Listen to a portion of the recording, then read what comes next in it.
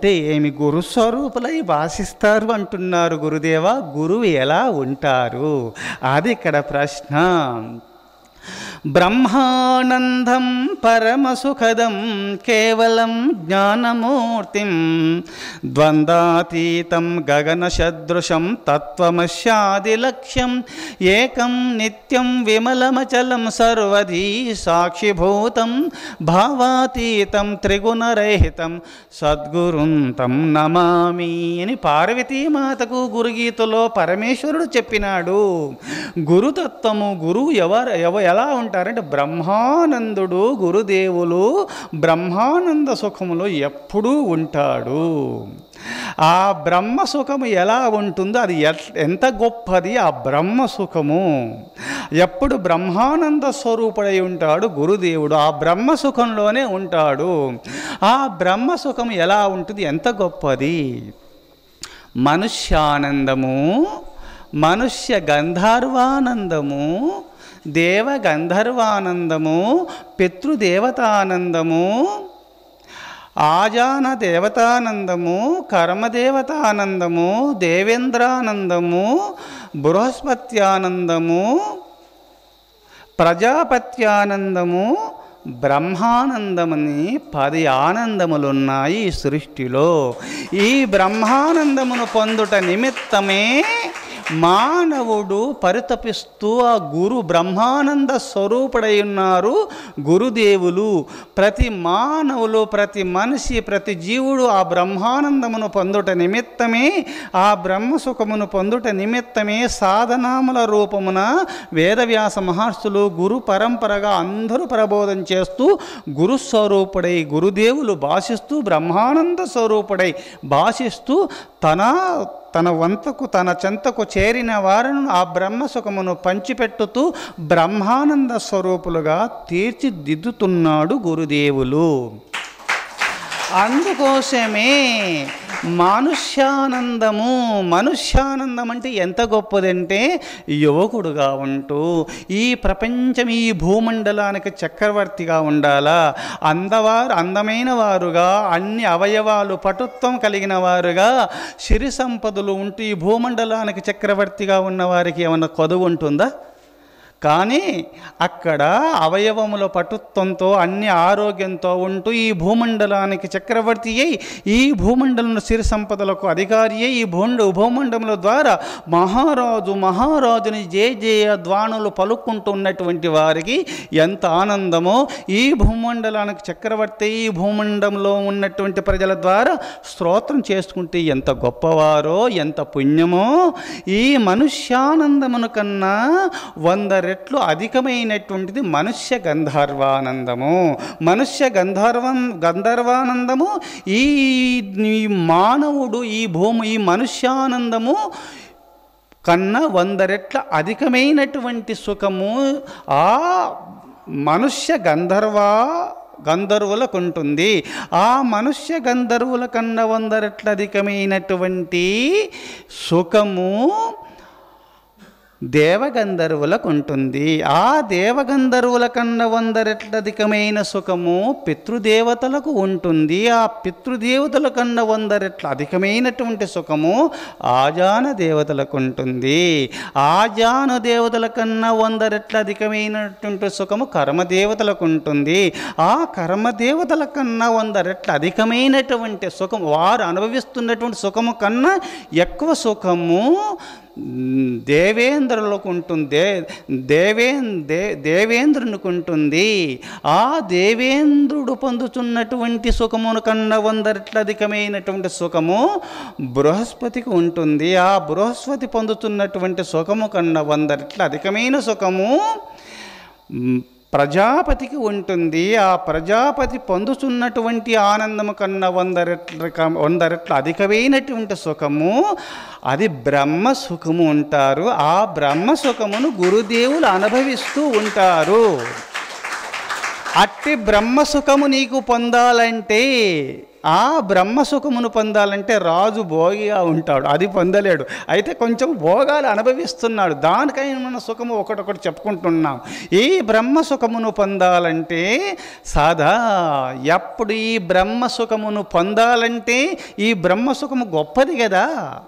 ఈ బ్రహ్మసుఖము ఎట్లా ప్రాప్తిస్తుందంటే త్రికరణ శుద్ధిగా కాంతా కనకాల ముట్టకుండా త్రికరణ శుద్ధిగా బ్రహ్మచర్య దీక్ష పూని సదా పరమాత్మ నిష్టలో ఉన్నటువంటి వారు ఈ బ్రహ్మసుఖమును పొంది తీరుతారు. గురుదేవులు సమస్త ఇంద్రియాలు జయించి నసుఖం సురేంద్రస్య నసుఖం చక్రవర్తిన యత్సుఖం వీతరాగస్య మునేరేకాంతవాసిన. ఎప్పుడైతే నరేంద్రుడు పొందలేటటువంటి ఆనందము, దేవేంద్రుడు పొందలేనటువంటి ఆనందము, బ్రహ్మదేవుడు పొందలేనటువంటి ఆనందము, కౌపీనవంత కలుభాగ్యవంత ఏ బ్రహ్మచర్య దీక్షలో ఉండి సదా బ్రహ్మనిష్టలో పరమాత్మ ధ్యానంలో నిలకల కడిగి ఏకాంత వాసి అయి సదా బ్రహ్మనిష్టలో ఉండినటువంటి వారలు అట్టి బ్రహ్మసుఖమును పొంది తీరుతారు. అందుకోసం ఎప్పుడు ఆ బ్రహ్మసుఖంలో నా గురుదేవులు ఉంటారు పార్వతీ అని పార్వతీమాతకు అట్టి బ్రహ్మసుఖమును అనుభవించువారు గురుదేవుడు. అట్టి బ్రహ్మసుఖమును పొందేవారందరూ గురువులే. అట్టి గురుదేవునికి నమస్కారము అన్నాడు పరమేశ్వరుడు. బ్రహ్మానందం పరమసుఖదం. ఆ పరమసుఖం ఎప్పుడు కూడా బ్రహ్మానంద సాగరంలోనే ఒలలాడుతూ ఉంటాడు గురుదేవులు. బ్రహ్మానందం పరమసుఖదం కేవలం జ్ఞానమూర్తిం, కేవలం జ్ఞానస్వరూపుడుగా భావిస్తాడు. అహం బ్రహ్మాస్మి, నేను బ్రహ్మం అస్మి అయ్యున్నాను. అయమాత్మ బ్రహ్మ, అయం ఈ ఆత్మ బ్రహ్మస్వరూపుడై ఉన్నాడు. అహం బ్రహ్మాస్మి, అయమాత్మ బ్రహ్మ, ప్రజ్ఞానం బ్రహ్మ, ప్రజ్ఞయే బ్రహ్మ. ఏమి ప్రజ్ఞ? సమస్త ఇంద్రియాలు జయించి మనసును అంతర్ముఖం చేసుకొని బ్రహ్మానంద స్థితిలో ఉండడమే నిజమైన ప్రజ్ఞ. అట్టి ప్రజ్ఞలో ఉండడమే బ్రహ్మస్వరూపులై భాషిస్తారు. అందుకోసమే ఆ ప్రజ్ఞానం బ్రహ్మ, ప్రజ్ఞయే పరబ్రహ్మము, అట్టి ప్రజ్ఞాస్వరూపుడై భాషిస్తుంటాడు గురుదేవులు. అందుకోసమే ప్రజ్ఞానం బ్రహ్మ, అహం బ్రహ్మాస్మి, అయమాత్మ బ్రహ్మ, ప్రజ్ఞానం బ్రహ్మ, తత్వమసి, అట్టి పరబ్రహ్మం త్వము అసి అయ్యున్నావని గురుదేవులు ఉపదేశం చేస్తాడు. ఏ తత్వ ఆ పరబ్రహ్మం, ఓం తత్ సత్, తత్వ ఓంకారము పరబ్రహ్మము, ఆ భగవంతునికి నామము ఓంకారము. తత్ సత్ అని భగవంతునికి నామాలు ఉన్నాయి. కావున అటు ఓంకార స్వరూపుడే పరబ్రహ్మస్వరూపుడే భాషిస్తుంటాడు గురుదేవులు. బ్రహ్మానందం పరమసుఖదం కేవలం జ్ఞానమూర్తిం ద్వంద్వాతీతం, ద్వంద్వాలకు అతీతుడుగా ఉంటాడు. ద్వంద్వాతీతం గగన సదృశం, గగనం ఆకాశం, ఆకాశము సర్వత్ర నిమిడీకృతమై ఉన్నట్టుగా ఆకాశములు ఘటాకాశము, మఠాకాశము, హృదయాకాశము, హృదయంలో ఆకాశం ఉంది, ఖాళీ ఉన్న చోట ఆకాశం ఉన్నది. సర్వత్రా నిమిడీకృతమైనటువంటి ఆకాశము గగన సదృశం, గురుదేవులు అంతటా నిమిడీకృతమైన పరబ్రహ్మము. అట్టి గురుదేవుడు ఎక్కడున్నాడు? అంతటా గురు పరబ్రహ్మం అంతటా నిమిడీకృతమై ఉన్నాడు. ఆ గగన సదృశం తత్వమస్యాది లక్ష్యం ఏకం నిత్యం విమలమచలం. ఏకమై ఉన్నాడు. ఏకం అనేకంలో భాషిస్తున్నాడు, అనేకం ఏకరూపంలో భాషిస్తున్నాడు ఆ పరబ్రహ్మము. ఆ పరబ్రహ్మమే నిరాకారమైన పరబ్రహ్మమే ఆ అధర్మం వ్యాప్తి పొందినప్పుడు అధర్మాన్ని నిర్మూలింపచేసి సనాతన ధర్మాన్ని వ్యాప్తి చేసి మానవాళిని ఆ బ్రహ్మసుఖమును పొందుట నిమిత్తమై సాధనానుష్ఠానములు నిరాకారమైన పరబ్రహ్మమే పుట్టి ఆ సాధనానుష్ఠానము లోకానికి అందించి జీవులను సర్వేశ్వర స్వరూపులుగా తీర్చిదిద్దుతాడు ఆ పరబ్రహ్మమైన గురుదేవులు. తత్వమస్యాది లక్ష్యం ఏకం నిత్యం విమలమచలం. విమలుడు, నిత్యుడు, విమలమచలం, సర్వదీ సాక్షిభూతం, అంత సాక్షి స్వరూపుడై ఉన్నాడు. సాక్షిభూతం, భావాతీతం, త్రిగుణరహితం, భావాలకు అతీతుడు, త్రిగుణరహితం, సత్వరజ స్తమో గుణాలు జయించిన వారు గురుదేవుడు. త్రిగుణరహితం సద్గురుంతం నమామి. ఇట్టి గుణాలు జయించినటువంటి వారు భావాతీతుడైనటువంటి బ్రహ్మానందం పరమసుఖదం కేవలం జ్ఞానమూర్తిం ద్వంద్వాతీతం గగన సదృశం తత్వమస్యాది లక్ష్యం ఏకం నిత్యం విమలమచలం సర్వధీ సాక్షిభూతం భావాతీతం త్రిగుణరహితం సద్గురుంతం నమామి.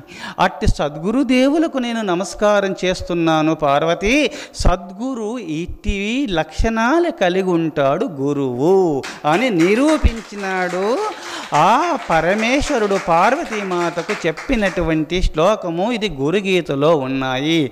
అట్టి గురుభక్తి కలిగినటువంటి వారు గుణరహితులవుతారు, గుణాతీతులవుతారు, ప్రకృతిని జయిస్తారు, ప్రకృతిని అరికట్టే శక్తి వస్తుంది. అట్టి గురుభక్తి కలిగినటువంటి వారికి ప్రకృతి వశమైపోతుంది. అందుకోసము గురుభక్తి కలిగి ఉండాలని పురాణముల యందు శాస్త్రముల యందు గురుభక్తి కలిగినటువంటి వారే ఈ మాయాతీతులవుతారు, మాయను జయించగలుగుతారు.